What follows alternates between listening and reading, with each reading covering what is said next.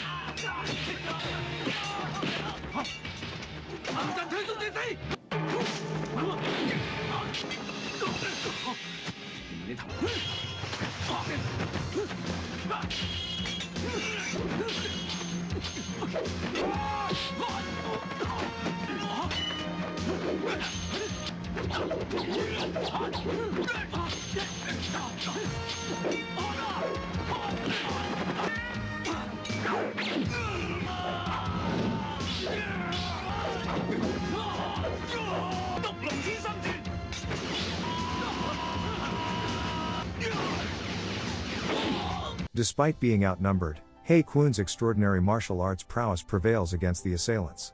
Time passes, and Hae-kwon becomes a fugitive, constantly on the move with his growing son. Hunted and impoverished, they often face hunger. In search of refuge, Hae-kwon visits his elder brother, hoping to leave his son in trusted hands. However, he is met with betrayal once again. His brother has allied himself with the Qing and lays an ambush. Enraged, Hae-kwon retaliates with lethal precision.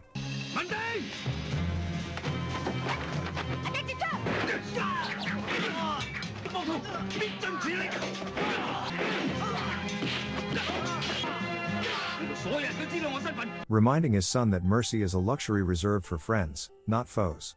In another part of town, a clever young woman named Red Bean and her mother execute a con by pretending that her mother has died, soliciting money from unsuspecting villagers for burial expenses. Their ruse incites chaos between the villagers and the landlord, leading to his public humiliation. When the landlord witnesses Hae-kwon's formidable combat skills, he offers him a position as a bodyguard. Driven by his son's hunger and desperation, Hae-kwon reluctantly accepts. Red Bean and her mother soon hatch a plan to steal the landlord's prized golden lock. However, with Hae-kwon stationed as their protector, their scheme falters. Meanwhile, the Shaolin Temple faces its own peril.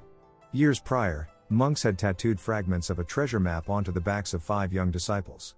This secret has leaked, inciting the wrath of the Qing court. The head monk discreetly sends the true pupils away while replacing them with decoys. Just then, a formidable figure re-emerges, Ma, now resurrected and transformed into an almost indestructible warrior by a sorcerer from distant lands. His body withstands blades and strikes with ease. While Ma slaughters the decoys, the genuine pupils manage to escape. In a separate incident, He Kwun's son practices martial arts in public when he is mocked by a spoiled young master who challenges him to a duel. Despite his youth, the boy's training shines through as he delivers a series of precise kicks that humiliate his opponent. Enraged by this defeat, the young master enlists his elder Shaolin brothers for revenge. Heeding his father's advice never to tolerate humiliation,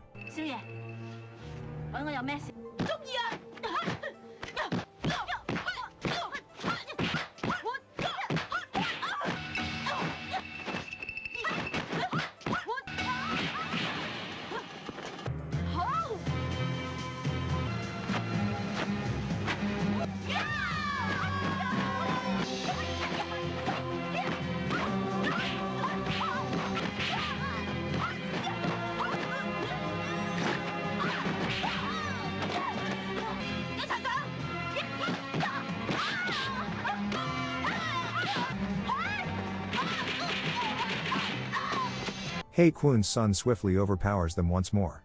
Recognizing his strength and skill, the Shaolin youths begin to see him as a leader in their midst. That night, Red Bean's mother plotted to drug He Kwun with an aphrodisiac, intending to rob the landlord while he slept. As she stealthily dripped the liquid into his mouth, He Kwun's instincts kicked in. He awoke and swiftly countered her scheme, launching an attack against both her and her daughter as part of his duty as a bodyguard. Despite their cunning, they were forced to flee empty-handed.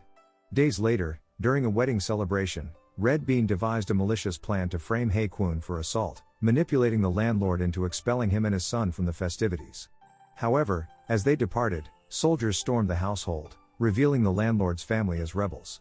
The joyous occasion quickly devolved into a brutal massacre. He Kwun leapt into action, battling the soldiers with fierce determination.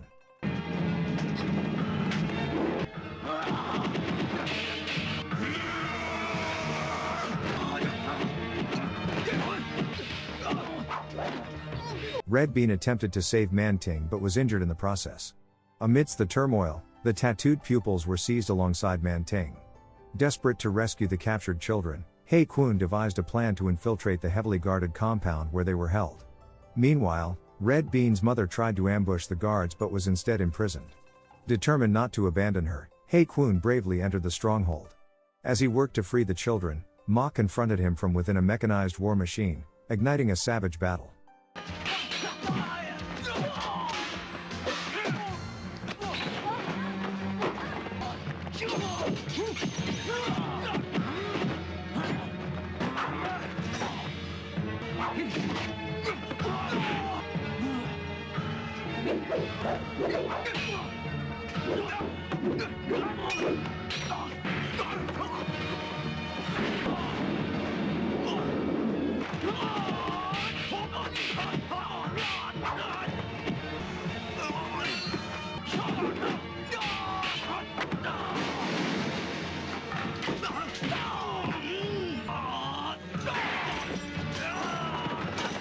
He Kwun contemplated detonating explosives to eliminate both himself and Ma, but Man Ting intervened just in time to save his father. Together, they managed to plant explosives beneath Ma, resulting in a massive explosion that allowed them to escape with their lives, though Ma, now horribly scarred, survived yet again. With the new year approaching, He Kwun prepared to deliver the 5 pupils to the rebel leader. Their contact led them to a bizarre wax museum filled with lifelike figures frozen in eerie poses. The curator, a mysterious man dressed in Western attire, revealed himself as an ally of Shaolin and guided them to the Red Flower Pavilion, the rebel stronghold. There, the rebel leader welcomed He Kwun and learned of Ma's treachery. In the dead of night, Ma and his men launched an attack on the museum, igniting a fierce battle. Red Bean's mother proved her mettle in combat. Cornered by Qing officers, she unleashed her hidden martial arts prowess with the legendary thousand-hand Guan Yin technique, cutting down waves of enemies. Her defiance culminated in a harrowing dart-throwing duel against a Qing officer, leaving his body riddled with blades. Mortally wounded in the fight, she collapsed in Red Bean's arms. With her final breaths, she bitterly joked about all the time she had faked her death, admitting that this time it was real. She revealed the location of her hidden wealth before passing away, leaving her daughter heartbroken.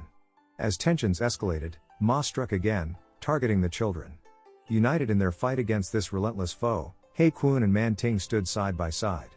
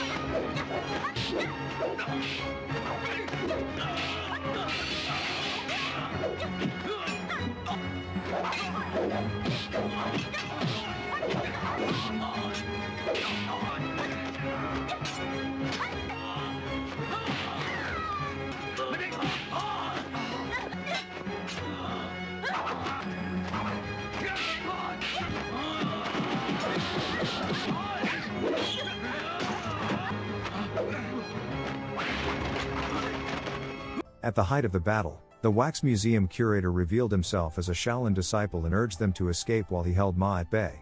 Yet Ma relentlessly pursued them, leading to a desperate final confrontation near a vat of boiling sulfuric acid.